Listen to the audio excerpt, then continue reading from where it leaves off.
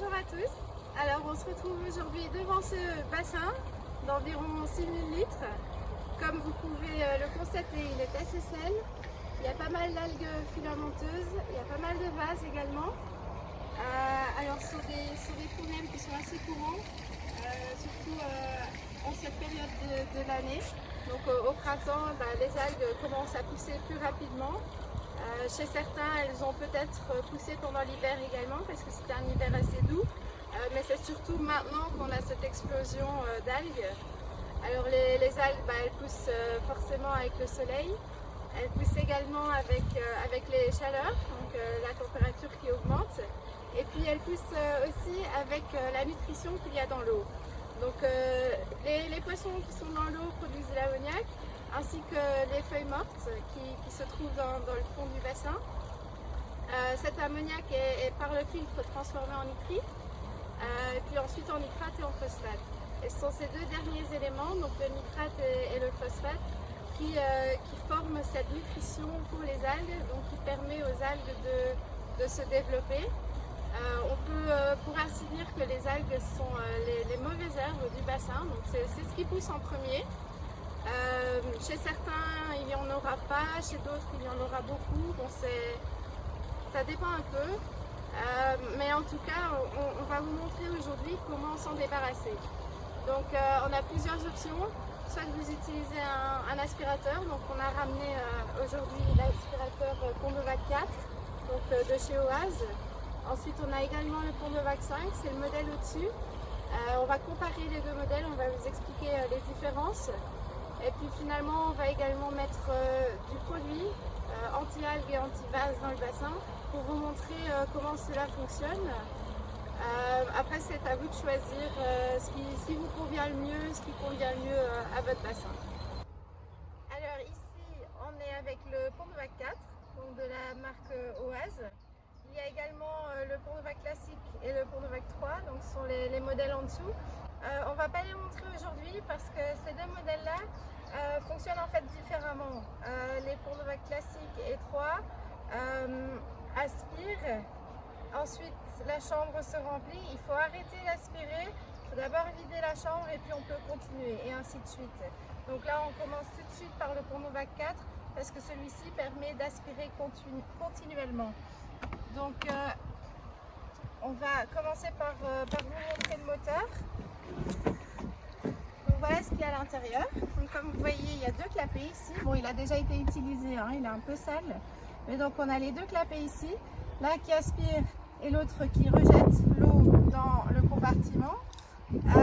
Donc ces deux pompes fonctionnent alternativement en fait. Voilà, donc ça c'est ce qui vous permet d'aspirer continuellement sans devoir vous arrêter pendant le travail. Voilà. Peut-être ce qui est important à dire, c'est, je vais l'enlever d'abord, ce qui est peut-être important à dire, c'est ceci. Donc ça c'est l'aspiration. Voilà. Donc dans cette pièce-ci, il y a deux clapets. Il faut faire attention qu'ils ne soient pas durcis, donc avec le temps c'est du caoutchouc donc ça peut durcir. Ce sont des pièces de rechange, donc vous pouvez remplacer ça si nécessaire. Mais donc ça doit être bien fermé et bien flexible.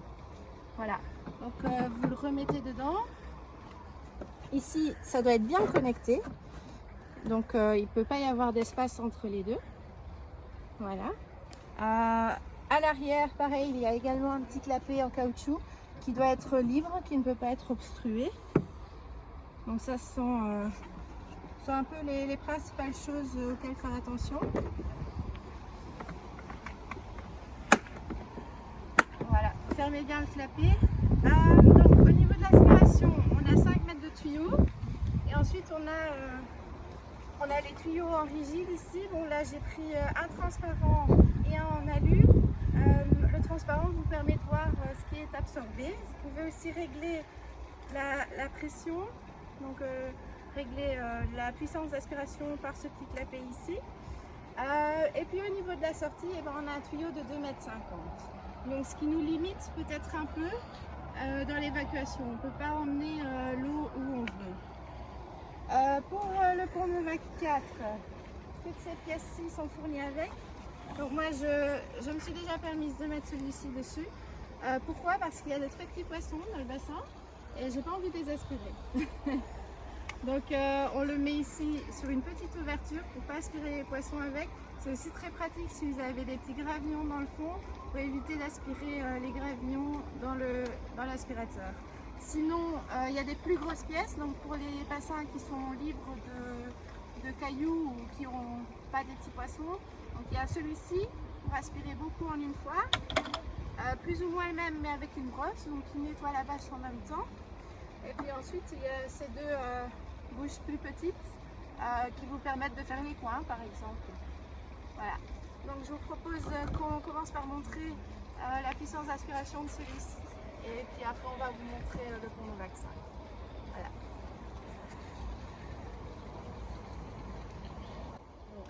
On est en route.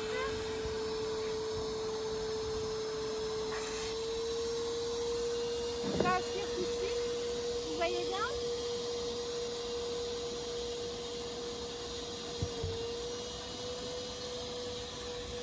Là on voit très bien tout ce qui est aspiré. Hein. Voilà. Donc celui-ci peut aller jusqu'à 2,50 m de profondeur.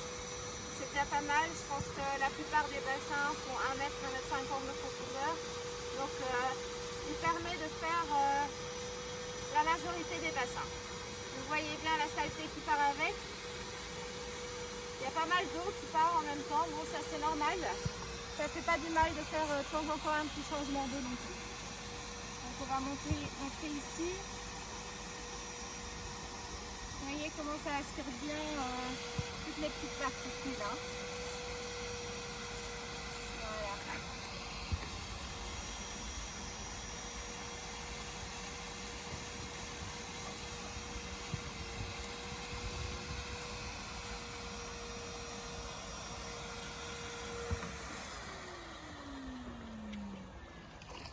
Regardez peut-être dans ce qui sort. Donc ici on se retrouve avec le Condovac 5. Donc c'est un peu la star des aspirateurs, toujours de la marque Oase. Cet aspirateur est très puissant, disons qu'il convient pour les bassins d'environ au-dessus de 10 000 litres. Le Condovac 4 il convient pour les bassins entre 5 et 10 000 litres. La différence c'est que celui-ci est beaucoup plus puissant. Il dispose d'une pompe à l'intérieur, une pompe intégrée qui pousse l'eau vers la sortie. Donc c'est-à-dire qu'avec le 4, il faut toujours que l'aspirateur en soi soit plus haut, soit positionné plus haut que la sortie du tuyau. Avec celui-ci, le tuyau peut se retrouver comme ça en hauteur. Donc si vous devez évacuer vers un endroit qui se trouve plus haut, avec celui-ci c'est possible. Il peut aller jusqu'à 2 mètres de hauteur. Donc c'est une pompe très puissante qu'il y a à l'intérieur. Il est également livré avec donc ce tuyau d'évacuation de 10 mètres de long que vous pouvez éventuellement encore prolonger de 10 mètres supplémentaires. Donc pour par exemple arroser les plantes dans le jardin, c'est parfait. Donc comme ça on ne gaspille pas de l'eau. Si on veut par exemple retourner l'eau dans le bassin, c'est possible dans certains cas s'il n'y a pas trop de saleté dans l'eau. Ce qu'on peut faire, c'est attacher ce filet à très fine maille à la sortie donc, du tuyau d'évacuation, ou bien avec un filtre à grille, donc un filtre à grille qui filtre les particules très fines. Donc vous aspirez, l'eau passe dans le tuyau d'évacuation, elle tombe dans le filtre à grille, tout est filtré et puis elle retourne dans le bassin. Ainsi on peut se permettre de récupérer l'eau. En ce moment profitez-en parce qu'il y a une super promotion sur le Condovac 5 et également sur le Condovac 5 en combinaison avec le filtre à grille. Donc comme c'est le moment d'aspirer le bassin, ben, ce serait peut-être pas mal d'aller y jeter un coup d'œil. Voilà. On va vous montrer la pompe qui est à l'intérieur. Donc, vous ouvrez le couvercle avec les deux clapets. Et voici cette pompe très puissante qui aspire en fait toute l'eau, qui aspire l'eau et qui la refoule avec grande force vers le tuyau d'évacuation. Voilà, donc ça c'est ce que je vous avais expliqué. À l'arrivée du tuyau d'aspiration, on installe ce filet. Donc si jamais il y a des gravillons ou des petites branches ou d'autres déchets, ils vont rester là-dedans. Donc c'est pour éviter que ça ne tourne dans la pompe. Voilà, donc ça, installez-le toujours. Quand vous fermez le couvercle, le câble, vous faites en sorte qu'il soit bien fixé ici. Voilà, donc là. Et puis vous refermez le couvercle, tout simplement.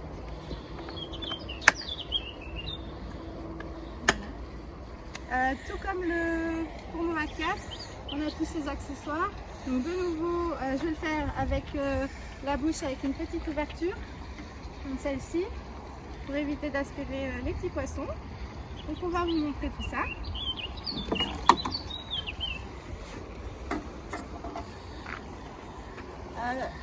Ce que je vous ai oublié de dire, c'est que les aspirateurs sont à roulettes, donc à connecter vous-même quand vous le recevez dans la boîte, donc vous pouvez facilement le balader tout en faisant tout votre travail. Voilà. Donc tout comme le Pont Nova 4, on peut aussi le mettre en route avec un clic sur le bouton. Donc voilà, on met d'abord son tuyau sous l'eau. C'est parti. Donc ici, on sent tout de suite qu'il y a beaucoup plus de pression, il y a beaucoup plus de force. Ça ne se voit peut-être pas tout de suite, mais moi je le sens. Donc on va faire le bord, c'est peut-être le plus clair.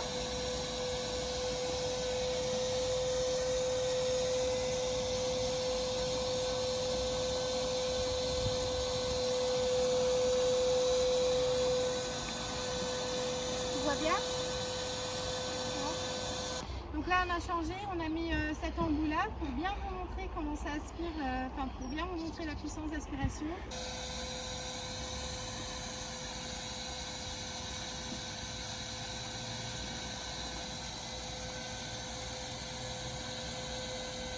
Je le fais ici, vous allez voir encore mieux. Vous voyez comment ça aspire.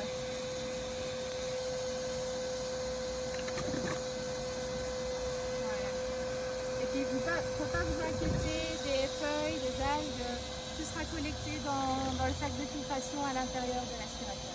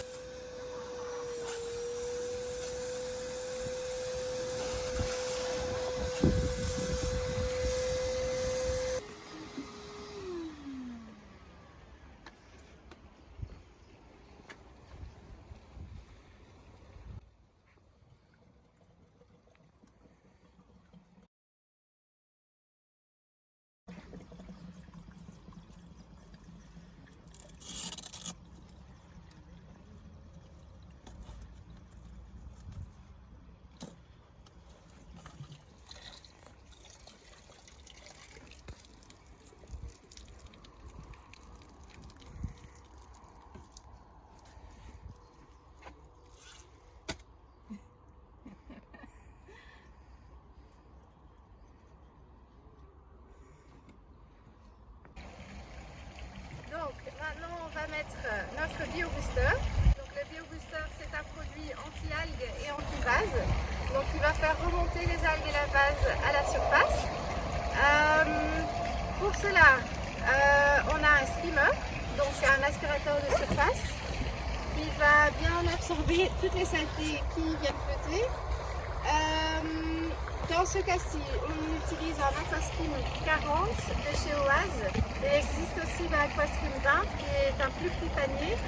Mais comme vous voyez ici, pour cette surface, à 40, c'est très bien. Il ne faut surtout pas plus petit.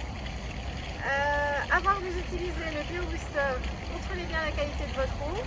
Donc il ne faut surtout pas avoir de pollution dans l'eau, donc pas d'ammoniac, pas de nitrite. Faites attention que le GH et le KH soient bien à niveau. Donc il faut qu'il y ait assez de minéraux dans l'eau parce que les produits vont faire baisser le taux de minéraux dans l'eau. Et puis ensuite il faut que le pH soit stable également. Donc avant tout, contrôlez la qualité de l'eau, c'est très important. Si elle n'est pas bonne, mettez-la à niveau, c'est très important. Ensuite, donc comme le produit va faire remonter toutes les saletés qui vont aller dans le skimmer et qui vont ensuite se retrouver dans le filtre, il faudra souvent nettoyer le filtre. Pour éviter un peu cela, vous pouvez déjà nettoyer avec une fine épuisette tout ce qui vient remonter à la surface. Dans ce cas-ci, on a un filtre qui est un tout petit peu trop petit pour le volume du bassin. Donc on a quand même 6000 litres. Donc la semaine prochaine, on va ramener un nouveau filtre. On va installer un nouveau filtre qui est plus adapté au volume du bassin. Et on va également mettre des bactéries dans le filtre. Donc après utilisation du BioBooster, rajouter ou réensemencer le filtre de bactéries. On a le combo pack sur notre site, donc le BioBooster et le bactogène, qui sont à utiliser en fait ensemble. Ils sont en réduction pour l'instant, donc allez voir. Il y a toujours indiqué le volume du produit, donc cette bouteille-là c'est pour 6000 litres, donc c'est parfait pour ce bassin-là. Ne surdosez pas. S'il faut diviser la quantité de poudre, faites-le bien, calculez bien la dose à mettre. Et puis tout compte fait, c'est tout simplement de la poudre, une grosse poudre sur toute la surface du bassin. Okay.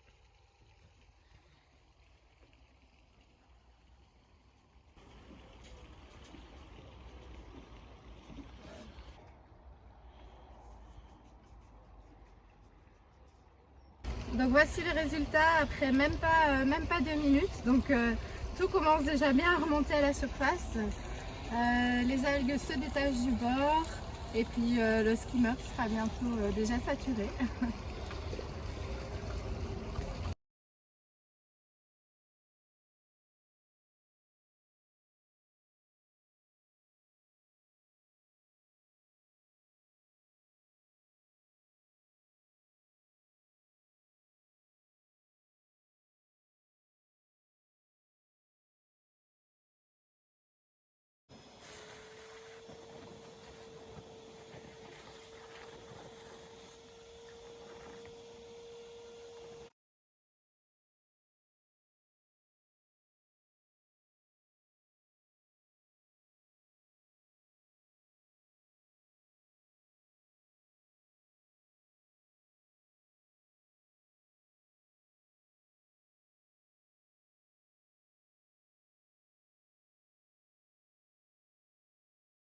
Donc pour ce bassin-ci, on va utiliser Algicin de la marque Colombo. Donc Algicin, c'est également un produit anti-algues, tout comme le BioBooster. Pour celui-ci, avant de l'utiliser, testez bien également la qualité de votre eau. Donc faites en sorte qu'il n'y ait pas d'ammoniac ni de nitrite dans l'eau. Veillez à ce que le GH et le KH soient bien à niveau et que le pH soit stable. Donc avant de l'utiliser, vous testez votre qualité d'eau. À l'intérieur, il y a une petite languette, donc pour tester surtout le KH, car ce produit va baisser votre taux de KH dans l'eau. Donc il doit être au moins à 6 degrés. Algicin, c'est également un produit en poudre. Donc vous allez saupoudrer de la même manière que le BioBooster sur toute la surface du bassin. il faut bien doser. Donc là, on a un bassin de 10 000 litres. Le pot, il est pour 10 000 litres également, mais ce produit-là est à utiliser en 2 fois. Donc là, on va mettre la moitié du pot. Et puis, dans 2 semaines, il faut laisser 2 semaines entre deux.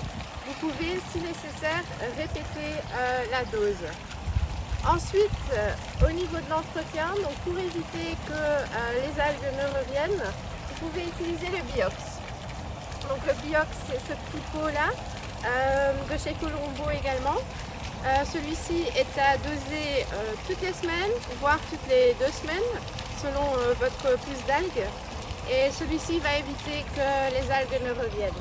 Donc c'est peut-être plus efficace d'utiliser d'abord l'anti-algue et ensuite la prévention pour éviter que ça ne revienne. Donc ce pot-ci est pour 10 000 litres à faire en 2 fois, donc on a besoin d'exactement la moitié.